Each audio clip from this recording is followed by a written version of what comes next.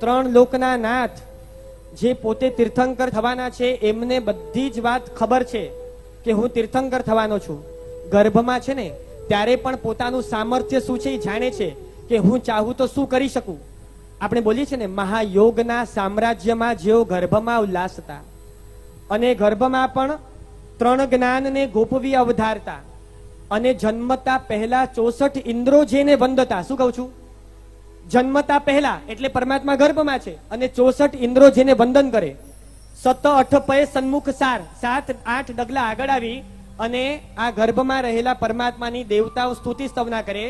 એ પરમાત્મા એમ નથી વિચારતા કે અરે આ તો માતાનું સૌભાગ્ય કે હું આની કુક્ષીમાં આવ્યો, એવું વિચારી શકે. ઇગોઇસ્ટિક હોય, આઈ એમ સમથિંગ ની ફિલિંગ હોય તો આવું વિચારી શકે. પણ એ પરમાત્મા એમ વિચારે છે કે હું એવું શું કરું કે જેનાથી ગર્ભમાં પણ છે ને મારી માતાને ઓછામાં ઓછી પીડા થાય, ઓછામાં ઓછી વેદના થાય. એના માટે હું શું કરી શકું, એના માટેનું ચિંતન શરૂ કરતા વિચારે છે કે હું સ્થિર થઈ જાઉં તો કદાચ મારા હલન ચલનથી મારી માતાને કષ્ટ ન થાય, અને માટે હું સ્થિર થઈ જાઉં તો.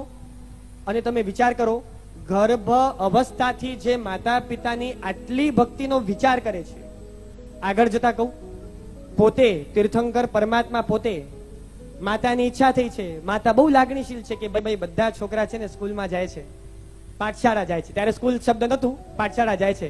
મારો વર્ધમાન કુમાર પણ છે ને એ પાઠશાળા જાય. હવે સાચું કહો, આમને ભણવાની કઈ જરૂર છે કે? આ ઇન્દ્રોને જ્યારે પ્રશ્ન થાય ને, ઇન્દ્રોને જ્યારે પ્રશ્ન થાય ત્યારે સમાધાન કરવા માટે આ બાળક એવા પ્રભુજી પાસે આવી અને પોતાનું સમાધાન કરી જાય. એવા પ્રભુજીને જે પાઠશાળાનો પંડિત હતો, ખ્યાલ આવે છે, જે પાઠશાળાનો કલાચાર્ય કે વિદ્યાગુરુ હતો, એ ભણાવી શકે ખરું? એ ભણાવી શકે ખરું? હા કે ના? ન ભણાવી શકે. અને આ ગુરુ સિંહાસન પર બેસે અને તીર્થંકર એવા વીર પ્રભુ નીચે બેસે. આવું ચલાવી લેવાય નહીં. અને માટે વિશ્વ વ્યવસ્થા એવી છે કે જ્યારે પણ મહાપુરુષો સાથે, મહાસતીઓ સાથે કંઈક અનુચિત પ્રવૃત્તિ થાય ને એટલે સીધા પેલા તો દેવતાઓના આસન કંપાયમાન થવાના ચાલુ થઈ જાય. અહીંયા ઇન્દ્રનું આસન ચલાયમાન થયું કે ભાઈ બેઠા બેઠા શું અહીંયા છે ને એ સંગીત સભાઓમાં સંગીત સાંભળે છે. જો ત્યાં તીર્થંકર એવા વીર પ્રભુ સાથે અનુચિત વર્તન થવા જઈ રહ્યું છે કે પાઠશાળામાં એ શિક્ષક ઉપર બેઠા છે અને ત્રણ લોકના નાથ ભાવિ તીર્થંકર એવા વીર પ્રભુ નીચે બેસ્યા, ન ચાલે. અને માટે તાબડતોબ એ પંડિતનું વેશ ધારણ કરી અને આવ્યા. વીર પ્રભુને ઉપર બેસાડી પોતે નીચે બેસી અને પ્રશ્નોત્તરી કરે છે ને એમાંથી તો જૈનેન્દ્ર વ્યાકરણ રચાયું. તમે વિચાર કરો, આ વીર પ્રભુ એક વખત એવું બોલ્યા નહીં કે મમ્મી પાઠશાળાના પંડિતને આવડે છે શું કે જે મને શીખવાડશે. સાચું કયો, ધારે તો આવું કહી શકે કે ન કહી શકે? ધારે તો આવું કહી શકે કે ન કહી શકે?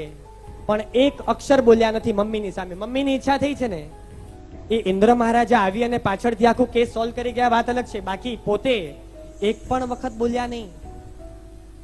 ત્રિશલા માતા વિચારે છે કે હવે યુવાન થયા પ્રભુ હવે યુવાન થયા, પરણાવી અને આપણે પણ રાજકુમારી કોઈક લઈ આવીએ એવી સહેજે માતાને ઈચ્છા થવાની. અને પોતાના દીકરાને જાણે છે કે જન્મથી કેવા વૈરાગી છે અને માટે ગભરાય છે કે આમને વાત કેવી રીતે કરું. અને માટે મિત્રોને કહે છે કે તમે પુટઅપ કરજો. મિત્રો કહે છે કે આની સામે બીજી બધી વાત કદાચ અમે કરી શકીએ પણ લગ્નની વાત અને વર્ધમાન કુમાર સામે નોટ પોસિબલ, અમારાથી નહીં થાય. છેલ્લે ત્રિશલા માતા પોતે છે ને વીર પ્રભુના કક્ષમાં જાય છે. વીર પ્રભુ આવા એક આસન પર બેઠા હોય છે, કંઈક તત્વનું ચિંતન કરતા હશે. અને ત્યારે માતાને આવતા જોઈ આ યુવા અવસ્થામાં રહેલા વીર પ્રભુ સૌથી પહેલા ઉભા થઈ જાય છે અને શું કહે છે જાણો છો તમે? કે માતા, તમે અહીંયા આવવાનો કષ્ટ શા માટે કર્યો? જો કંઈક વાત કરવી હતી તો તમે મને બોલાવી લીધું હોત તો હું છે ને આવી જાત તમારી પાસે. આવા તો અઢળક દ્રષ્ટાંતો ચાહે તીર્થંકર ભગવંતો હોય અથવા તો અન્ય મહાપુરુષો અને મહાસતીઓના જીવનમાંથી આપણને જોવા મળશે કે આટલા ઊંચી ભૂમિકામાં રહેલાઓ અગર જો આવી ગુરુજન પુવાનું પાલન કરતા હોય. ફરીથી કહું છું, તીર્થંકરને ખબર છે કે હું છે ને તીર્થંકર છું, આ ભાવમાં સાધના કરી કેવલ જ્ઞાન પામી ધર્મ તીર્થ પ્રવર્તાવી અને જે લોકો ઉત્તમા સિદ્ધમાં લોકમાંથી ઉત્તમ સિદ્ધ થઈ તીર્થંકર સ્વરૂપે એ ધર્મતીર્થ પ્રવર્તાવીને મોક્ષમાં જનારો છું. મને આ બધી વસ્તુની જરૂર શું? આ બધાની કેટેગરી કરતા મારી આધ્યાત્મિક કેટેગરી, મારી બધી રીતના કેટેગરી બહુ ઊંચી છે. Why should I? શા માટે મારે વંદન પૂજન કરવું આ લોકોનું? શા માટે રિસ્પેક્ટ કરવું? આવું ધારે તો વિચારી શકે.